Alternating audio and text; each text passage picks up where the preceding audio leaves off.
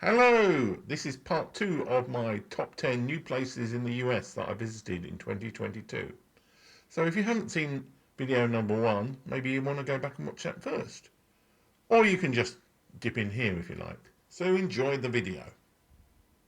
At number 7 we have Biloxi Beach, Mississippi. The reason that Biloxi Beach is on this list is mainly to do with the fact that it was the place that most surprised me about anywhere I went in 2022. It was considerably better than I was expecting. Let's say Mississippi hasn't got a particularly great reputation, so part of its ranking is because it was so much better than I was expecting it to be. There weren't that many actual attractions. It's basically a beach resort with casinos. So the best equivalent thing would be Las Vegas on sea, is basically what Biloxi Beach is. So the first and, well, really only normal museum-like attraction in Biloxi Beach is the Jefferson Davis Presidential Library. There probably are other museums and things in Biloxi Beach, but this is the only one I went to. Now, I'm a big fan of the normal presidential libraries, but this is interesting in that A, it's an unofficial presidential library, and also that it's actually not a president of the United States library, but the only Confederate president's library. So Jefferson Davis was the president of the Confederacy in the Civil War in the US. So a kind of a controversial figure. And this particular building is where he ended up retiring after he was released from prison after the Civil War. So you can go around the house, it's called Belvoir or something, but it also houses the presidential library, so that is basically the museum and all these papers and everything. It's also quite controversially got the Confederate graveyard and the grave of the Confederate unknown soldier in the back of the property as well. It's kind of a fascinating historical site actually in many ways, but obviously quite controversial. The building itself is okay, it's just an old house, and then behind it they've got this big building with the Presidential Museum and Library in it, and the grounds themselves are actually pretty interesting as well, pretty nice, so certainly worth visiting.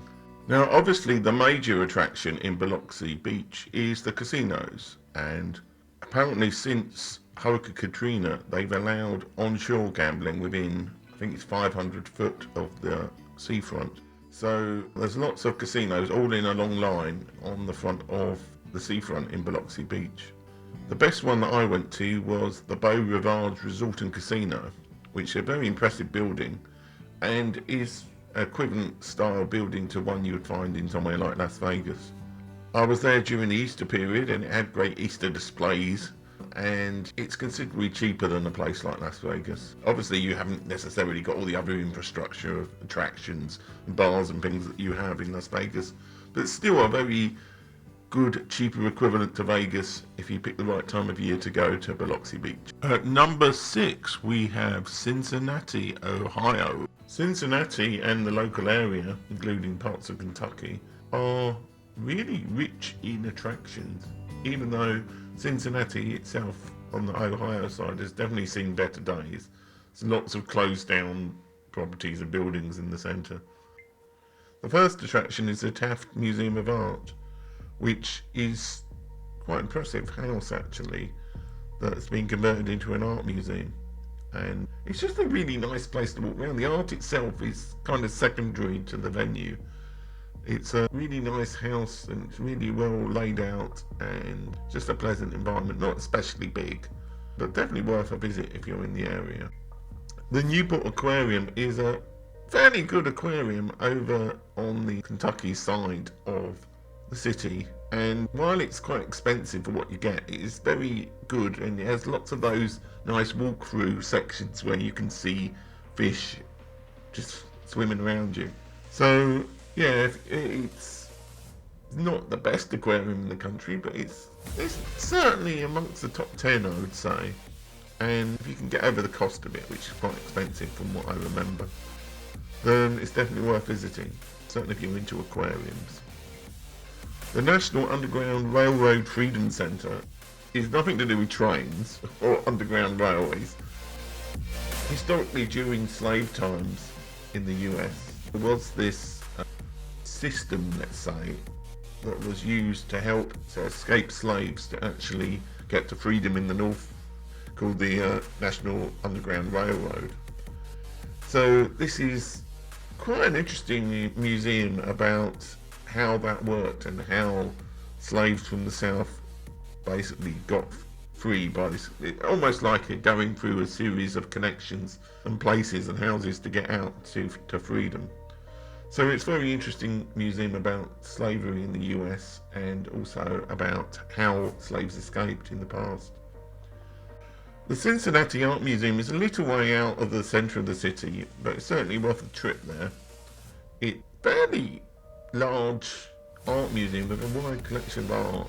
I mean, it's not up to some of the very best level, but certainly it's a good quality art museum, and there's lots of different displays and items and artwork to see there. So I definitely recommend going there. So the Great American Ballpark, it's the stadium of the Cincinnati Reds baseball team, and Great American is actually the sponsor of the place. So it's not a title that they picked up out of hubris, it's the fact that it's sponsored by Great American.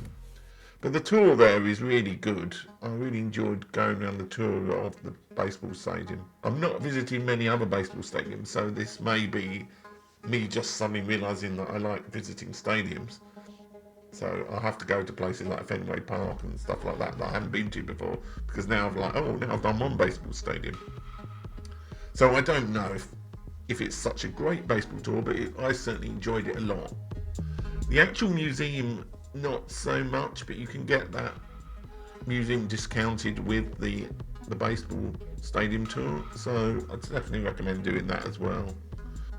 And yeah, it was just a really interesting tour. I think the guide was very good, which really helped a lot as well. So yeah, I definitely recommend going on the Great American Ballpark tour and yeah, visit the museum as well. The museum's not got much in it, but the tour itself is very good of the stadium. Number 5, Portland, Oregon. Now I was a little bit concerned visiting Portland in Oregon because it's got a little bit of a reputation in some circles of having a lot of issues in the centre of the city, but that wasn't my experience at all. There are a lot of homeless people around, but they weren't particularly bothering anybody. I didn't have the chance to visit that much of the city because I was only there for 2 days. One of those days was transferring hotels. Now, Powell's City of Books is allegedly the biggest bookstore in the world. It's a whole city block that is a massive bookshop. And yeah, it's a very nice bookshop, and it's certainly worth visiting if you're in the Portland area because it's in the middle of the city and it's a nice bookshop. Now, Washington Park is a big park that's within walking distance of central Portland. I didn't have enough time to go to all the various attractions within it. There is a Japanese garden within there, but I did go around the Rose Garden. It's a very nice place to visit. Over the river in Washington is a town called Vancouver, not the one in Canada, and I was lucky enough to go over and visit the Vancouver waterfront to meet up with somebody I'd interviewed from one of the shows I do, which is Kimberly Dudley, and she showed me around the area around Vancouver, and it's a really lovely riverfront on that side. Certainly worth a trip from Portland if you've got enough time to do it. Now, the Portland Art Museum is one of the best art museums I've been to in the US.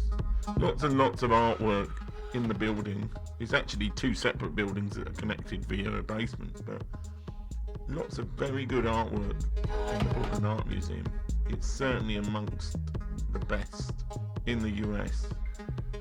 And that's it for video number 2 in my top 10 list. So, as you might have noticed, all of these videos were recorded at different times, so my voice was a bit croaky in some of this video, but thankfully it seems to have recovered over the last month or so. So, yes, video part number 3 should be over here soon, unless you're watching this immediately after it's released, in which case, subscribe instead, and then video 3 will come in future course, or in the course of the future. Alright, yeah, something like that. Anyway, see you in the next video.